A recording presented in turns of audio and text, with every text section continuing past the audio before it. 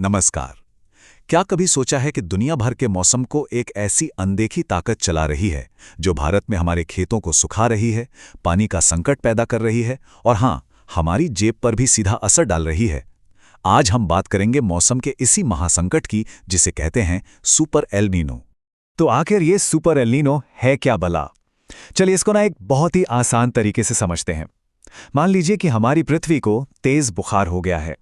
अब होता क्या है, जब हमें बुखार होता है तो शरीर के किसी एक हिस्से का तापमान बढ़ता है, लेकिन असर पूरे शरीर पर दिखता है ना? बिल्कुल वैसे ही जब प्रशांत महासागर, जो दुनिया का सबसे बड़ा समंदर है, वो जरूरत से ज्यादा गर्म हो जाता है तो पूरी दुनिया के मौसम का मिजाज ही बिगड़ जाता है। और सुपर एल नीनो का मतलब है कि ये बुखार कोई मामूली नहीं बल्कि बहुत ही तेज, बहुत ही खतरनाक बुखार है। अच्छा, अब ये समझना बहुत जरूरी है कि एक सामान्य एल नीनो और सुपर एल नीनो में जमीन आसमान का फर्क है। देखिए, सामान्य एल नीनो में समंदर का तापमान थोड़ा सा बढ़ता है जिसका असर भी सीमित होता है, लेकिन सुपर एल नीनो, जैसा कि हमने 1997 और 2015 में देखा था, वो एक बिल्कुल ही अलग और कहीं ज्यादा ताकतवर चीज है। इसमें तापमान बहुत बहुत ज्यादा बढ़ जाता है जो हमारे मॉनसून को लगभग फेल कर सकता है और इसका आर्थिक असर भी कहीं ज्यादा भयानक होता है। आप इसे ऐसे समझ सकते हैं जैसे एक सामान्य सर्दी जुकाम और निमोनिया के बीच का फर्क होता है। तो आज की इस पूरी चर्चा में हम एक एक करके हर पहलू को समझेंगे। सबसे पहले तो यही जानेंगे कि सुपर एल नीनो असल में है क्या, फिर देखेंगे कि इसका भारत पर क्या प्रभाव पड़ता है, इसके बाद दुनिया भर में इसके क्या असर होते हैं, ये हमारी जेब और सेहत को कैसे प्रभावित करता है, और सबसे जरूरी, आखिर में हम इसके समाधान और उपायों पर भी बात करेंगे। चलिए अब सीधे मुद्दे पर आते हैं और देखते हैं कि ये पूरे दुनिया में चल रही घटना हमारे अपने देश को, हमारे घर को सीधे तौर पर कैसे प्रभावित करती है। देखिए, सुपर एल नीनो का सबसे पहला और सबसे बड़ा हमला होता है हमारे भारतीय मॉनसून पर, जो हमारी खेती की जान है। ये मॉनसून को इतना ज्यादा कमजोर कर देता है कि बारिश में भारी कमी आ जाती है। नतीजा, देश के कई हिस्सों में सूखे के गंभीर हालात बन जाते हैं, और अगर बारिश होती भी है तो बहुत ही बेतरतीब, कहीं बहुत ज्यादा तो कहीं बिल्कुल भी नहीं। और जाहिर है, जब मॉनसून कमजोर होगा तो इसका सीधा असर कहाँ पड़ेगा? हमारी थाली पर। चावल, गन्ना, दालें और गेहूं जैसी हमारी जो मुख्य फसलें हैं, उनकी पैदावार में भारी गिरावट आ जाती है।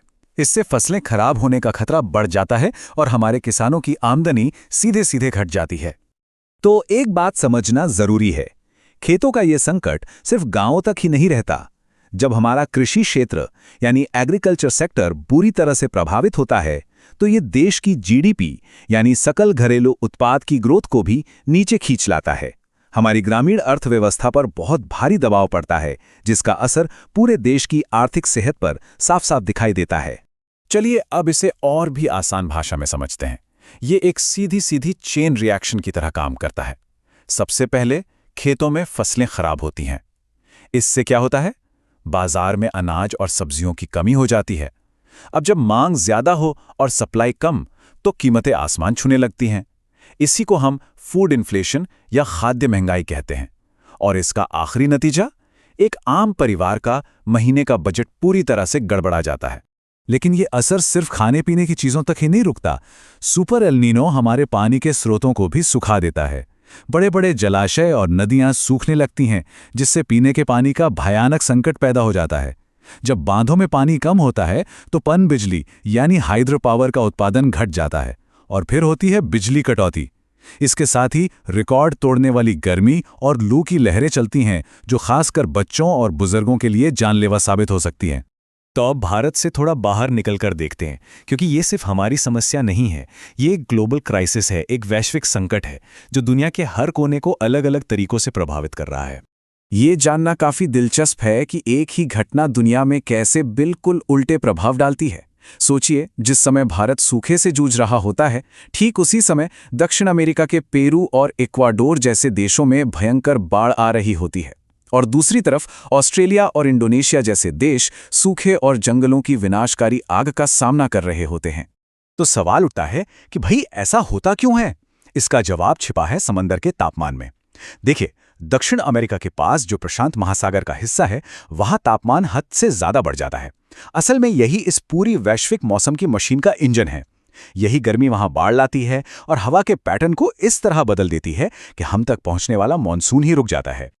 और ये गर्मी सिर्फ मौसम को ही नहीं बल्कि समंदर के अंदर की दुनिया को भी तबाह कर रही है। समंदर का तापमान बढ़ने से कोरल रीफ्स, जिन्हें समुद्री जीवन का आधार माना जाता है, वो सफ़ेद पड़कर मरने लगते हैं। मछलियों की आबादी में भारी गिरावट आती है, जिससे पूरी की पूरी मरीन फूड चेन डिस्टर्ब हो जाती है। इसका सीधा असर उन करोड़ों लोगों की रोज़मर्रा की जिंदगी और आजीविका पर पड़ता है जो मछली पकड़ने पर निर्भर हैं। अच्छा, तो हमने समस्या की गंभीरता को तो अच्छे से समझ लिया है, लेकिन अब बात करते हैं उस चीज़ की जो सबसे ज़रूरी है कि हम इस चुनौती का सामना करने के लिए आखिर कर क्या सकते हैं।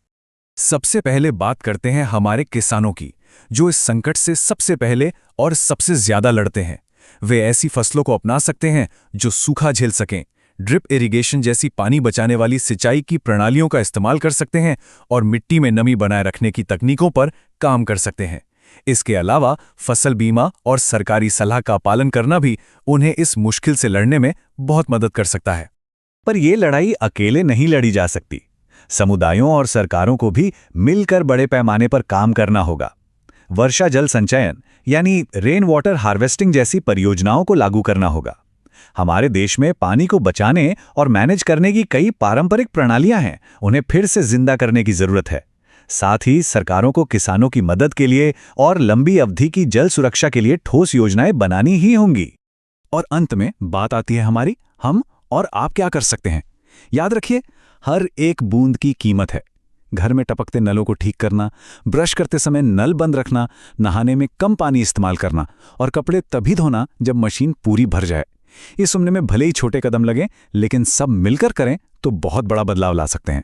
एक बात हमेशा याद रखनी चाहिए, जब हम अकेले कुछ करते हैं तो वो बहुत छोटा लग सकता है, लेकिन जब लाखों लोग एक साथ मिलकर वही छोटे छोटे सही कदम उठाते हैं तो हम एक मजबूत और लचीला समाज बनाते हैं जो किसी भी चुनौती का सामना करने के लिए तैयार रहता है। तो अंत में एक सवाल हम सबके लिए है। सारे सबूत हमारे सामने हैं कि जलवायु बदल रही है, बहुत तेजी से बदल रही है। असली सवाल अब यह है कि क्या हम एक समाज के तौर पर और एक व्यक्ति के तौर पर इस बदलाव के साथ खुद को बदलने के लिए तैयार हैं? इस पर जरूर सोचिएगा।